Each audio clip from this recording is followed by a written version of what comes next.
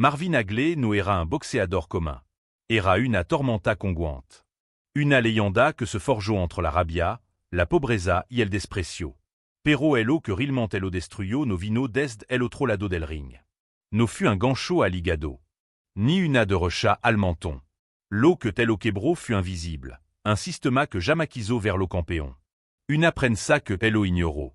Y una traición que on retimba en la historia del boxeo. Esta es la historia real de como Marvin Aglé, uno de los campeones más temido de todo los tiempos, fut derrotado fuera del ring. Una historia de injusticia, orgullo, furia y redención. Porque incluso en la muerte, Marvin siguió peleando. Para entender esta tragedia, et que regresar à l'origine. Marvin nació el 23 de mayo de 1954 en Newark, Nueva Jersey. Su infancia fut culquier cosa menos facile. Vivia en un entorno de miseria absoluta, con una madre soltra que se desvivia por alimentar a seis hijos. Durant los disturbios raciales de 1967, su casa fut alcanzada por las balas. Et elle y su familia pasaron dia tendido en el suelo, esperando no morir. Et esa experiencia no el o traumatizó, el o transformó. Supo que el mundo no tenía compasión por los fragiles. Y el jamais iba a ser fragile. Mientras su madre sonaba con que fura trabajador social au Bellarrin, Marvin tenía una obsesión, boxear. Su inspiración era Floyd Patterson, pero no por la gloria. Quería comprar una casa a su madre. A los diano, un trabajador social le puso une guante. Y ese instant el o cambió todo. Descubrió que en el cuadrilátero nadie elo interrumpia, nadie elo ignoraba. Ali, cada golpe era su voz. Honte de siquiera debutar, Recibió su primera lección brutal en las calles. Un chico mayor, Dornell Wigfall, elo golpeó con tanta furia que Marvin volvió a casa con los ojos llenos de lágrima y rabia. Et esa nos juró que nunca más volvería a sentirse débil. Entró a un gimnasio en Brockton, Massachusetts, pero elo ignoraron. Durant dia fut invisible. Hasta que conoció a los hermanos italo-americano Goody y Pat Petronelli. Elo no solo elo entrenaron, elo adoptaron como familia. Con elo nació la bestia, un zurdo agresivo, técnico y mentalmente indestructible. Pero había un problema. Aglé era negro. Era zurdo. Y era demasiado bueno. Una combinación que el boxeo comercial no quería ver. Un promotor se elo dijo con claridad. Tien tres problema. Negro, zurdo y demasiado bueno. Nadie va querer pelear contigo. Y así fut.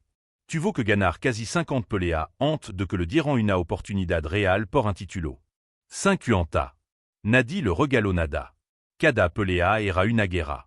Cada round, una declaración. Finalement, en 1979, tuvo su oportunidad ante Vito Antiofermo en Las Vegas. Dominó la pelea de principio a fin. Pero los jueces, en una decisión escandalosa, dictaron empate. El cinturón no cambió de mano. Lo robaron frente a todo el mundo. Aglé no loro. No hizo escándalo. Se encerró en el gimnasio y volvió más feroz que nunca. La revanche llegó en 1980 contra Alan Minte, en Londres. Minte, campeón mundial, había dicho tant de la pelea, ninguém negro me va quitar el título. Aglé elo escuchó. Y elo destruyó. En apenas 3 asaltos, hizo pedazo al campeón frente a un público hostil. Pero en lugar de aplauso, le arrojaron botella, sia insulto racista. Tuvo que huir del ring protegido por la policía. Incluso en la victoria, le negaron la gloria. Desde entonces, defendió su título como un dios de la guerra. Mustafa Amcho, Juan Roldan, Wilford Scipion, Fulgencio Belmejia, todo cayeron. Y luego llegó el combat que elo immortalizó. Aglé contra Thomas Hitman Hearn. 3 rounds que parecieron una eternidad. Un combat salvage, électrico, brutal. 9 minutos de infierno que on se estudiant en la escuela de boxeo. Et esa noche, Marvin no solo ganó. Se convirtió en leyenda. Pero el sistema aún no estaba acabado con él. Su Rey Leonard, el Nino Bonito del boxeo, carismático, mediático, elegante, decidió regresar del retiro. Y no regresó por casualidad. Lo hizo para enfrentarse a Aglé. Y él lo hizo con una estrategia que parecía más política que deportiva. Negoció todas las condiciones. Un ring más grande, guante más acolchado, solo 2 rounds en vez de 15. Cada de tal pensado para neutralizar la agresividad de Aglé. Y Marvin, confiado, acepto todo. Cuando lego el dia de la pelea, el ambiente era eléctrico. Era el choc entre dos mundo, el trabajador contra el principe. El gladiador contra el idolo de la télévision. Pero el que ocurrió en el ring fut frustrante. Leonard no peleó. Corrió. Golpeó sin fuerza. Se movió. Enganó a los jueces. Aglé el persiguió, el presionó, el provocó. Pero Leonard no mordió el anzuelo. Cuando sonó la campana final, Marvin sabía el que venía. Y tenía razón. Los jueces le diront la victoria a Leonard. Una decisión dividida que Ono y Mucho considérant uno de los mayor robots de la historia. Et esa noche, algo en Aglé se rompió. No era solo perder. Era la forma en que él lo habían derrotado. No en el cuerpo, sino en el alma. Se retiró del boxeo. Rechazó millón por una revancha. Se fut.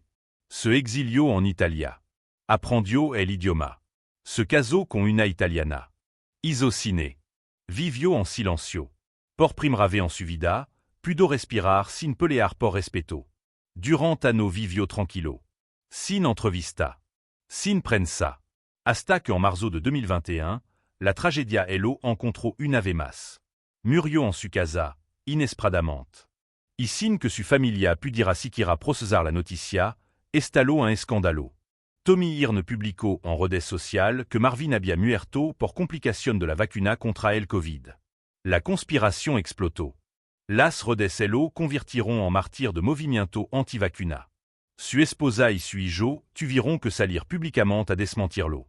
Pero ya era tarde. Lo estaban usando. Incluso muerto, no le diront pas. Así terminó la vida de Marvin Aglé. Sin hommage. Sin portada. Sin el respeto que merecía en vida. Pero su legado es más fuerte que todo eso. No se mit dans cinturón. Se mit dans cada injusticia que soportó sin rendirse. En cada golpe que lanzó desde el corazón.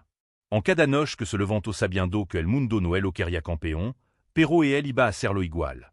Porque Marvin no luchó por fama. Luchó por respeto. Y él lo consiguió. Lo arrancó a golpe. Por eso su historia no puede caer en el olvido. Porque mientras se cuente su nombre, mientras alguien recuerde su batalla, Marvin Aglé seguira peleando.